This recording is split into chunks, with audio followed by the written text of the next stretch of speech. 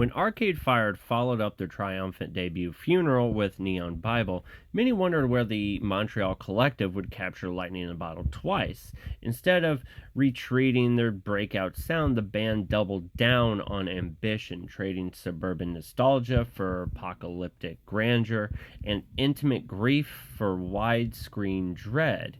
The result is an album that feels like it's broadcasting from the burning cathedral, half sermon and half seance. From the opening track, Black Mirror, Arcade Fire tilted towards the ominous. The guitar churns like warning sirens when Win Butler's voice takes on a preacher's cadence, less mournful than on Funeral, but more urgent, as though trying to wake up from cultural sleepwalking. Keep the Car Running carries that tension forward, pounding with, Springsteen-esque momentum, but laced with paranoia, a road anthem for people who don't know what's chasing. Now, the album's instrumentation is equally restless. The band weaves organ, strings, hurdy-gurdy, and even a pipe organ recorded in a church, lending songs like Intervention and My Body is a Cage a gothic weight. Intervention, in particular, feels like Arcade Fire's thesis statement, a critique on blind faith and militarism wrapped in a swelling arrangements that could soundtrack a religious revival if that revival were collapsing under its own contradiction. Yet Neon Bible isn't all doom.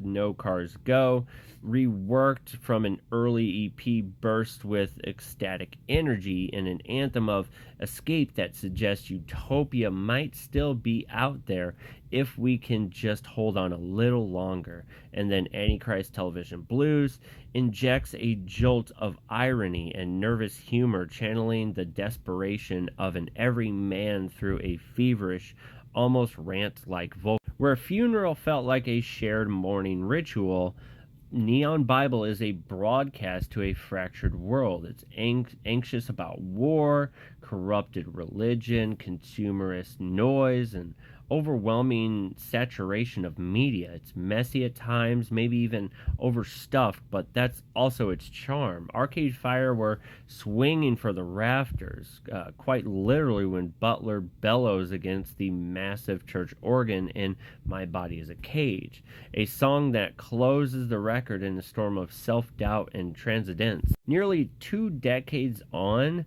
Neon Bible stands as an artifact of mid-2000s unease. There's paranoid, spiritual, and strangely prophetic. It's less romantic than Funeral and less danceable than The Suburbs, but it might be Arcade Fire at their most uncompromising. This is a band staring down the weight of history, religion, and mass culture and daring us not to sing along anyway. So if you haven't listened to this album, check it out. Let me know what you